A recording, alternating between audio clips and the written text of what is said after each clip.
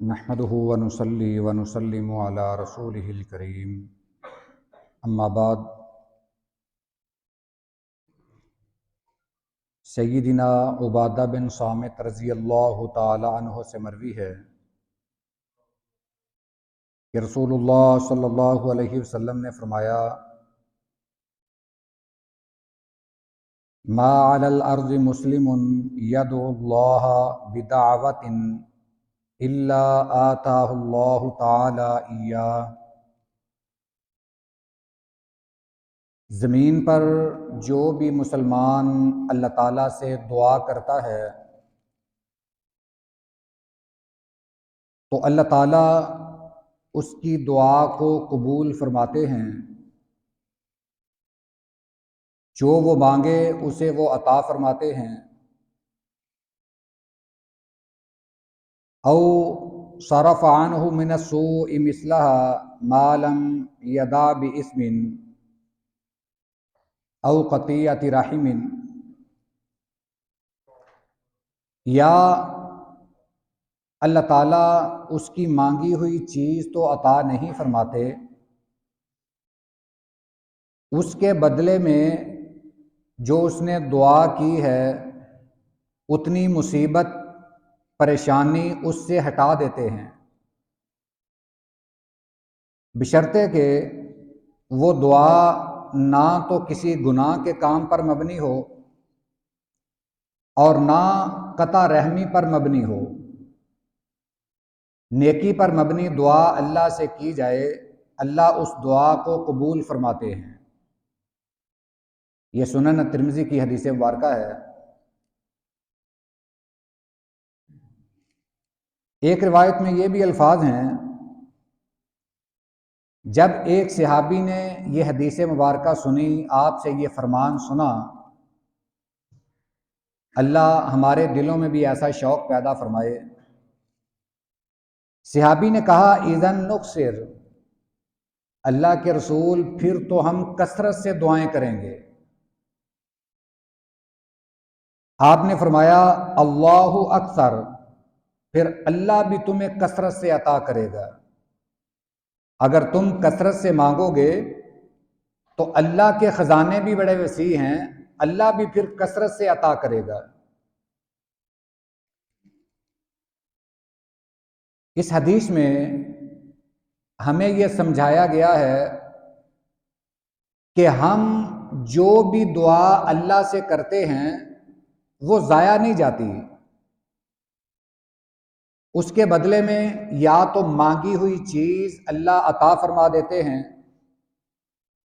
اگر اللہ وہ چیز عطا نہ فرمائیں پھر جو اس نے دعا کی ہے اس حساب سے اللہ اس کی کسی پریشانی کو ٹال دیتے ہیں۔ اگر آج کی پریشانیاں سامنے رکھی جائیں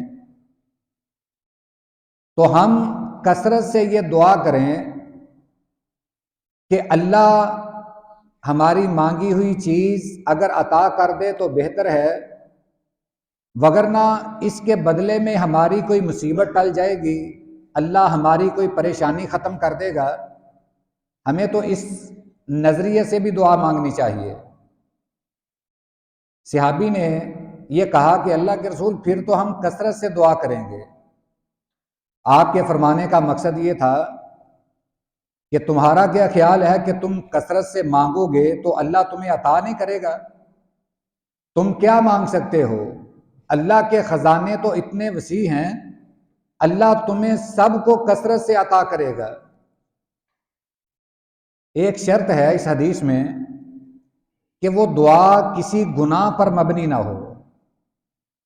یہ نہ ہو کہ آدمی کہے کہ میں آج سینما میں فلم دیکھنے جا رہا ہوں، یا اللہ پکڑا نہ جاؤں، یا یہ کہے کہ میں یا اللہ چوری کرنے جا رہا ہوں، میری مدد کرنا، پکڑا نہ جاؤں، یا آدمی یہ کہے کہ اللہ میں چوری کرنے جا رہا ہوں تو آ کر میں اتنے پیسے مسجد میں دوں گا۔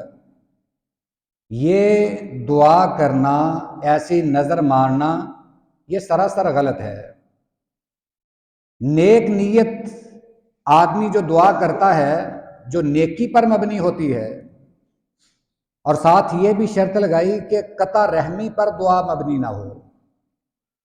ایسا نہ ہو کہ یا اللہ میں فلانے رشتہ دار سے میں رشتہ توڑنا چاہتا ہوں، پیچھا چھڑانا چاہتا ہوں تو میری مدد کر. ایسی دعا بھی نہیں مانگنی چاہیے. یہ دو باتیں آپ نے ارشاد فرمائی کہ ایک گناہ پر مبنی دعا نہ ہو کہ یا اللہ میں فلاں گناہ کا کام کرنے لگا ہوں میری مدد فرمانا، تو یا رشتہ داری توڑنے پر کوئی دعا نہ ہو. جو بھی دعا ان دونوں کاموں کے علاوہ آپ نے فرمایا آپ کریں گے، اللہ تمہاری دعا کو قبول فرمائے گا. پھر ایک حل آپ نے اور بھی بتایا. آپ نے دعا کی یا اللہ میرا گھر اپنا نہیں ہے، مجھے اپنا گھر عطا فرما دے. آپ نے اللہ سے گھر مانگا. اللہ نے آپ کو گھر تو عطا نہیں کیا. آپ کے ذہن میں کہ اللہ کوئی مجھے 2.5-3 مرلے کا گھر عطا کر دے، کوئی 5 مرلے کا گھر دے دے. اب وہ گھر 40-50 لاکھ کا ہوگا. اگر اللہ نے وہ عطا نہیں فرمایا تو اللہ اس کے بدلے میں اتنی کوئی مصیبت ٹال دیں گے. مثال کے طور پر کوئی بندہ گردوں کی بیماری میں مبتلا ہونے والا ہے، اس پر یہ مصیبت آنے والی ہے. اللہ نہ کرے، اللہ ہم سب کو محفوظ فرمائے. کسی کو خبر نہیں کہ میرے پہ کیا مصیبت آنے والی ہے.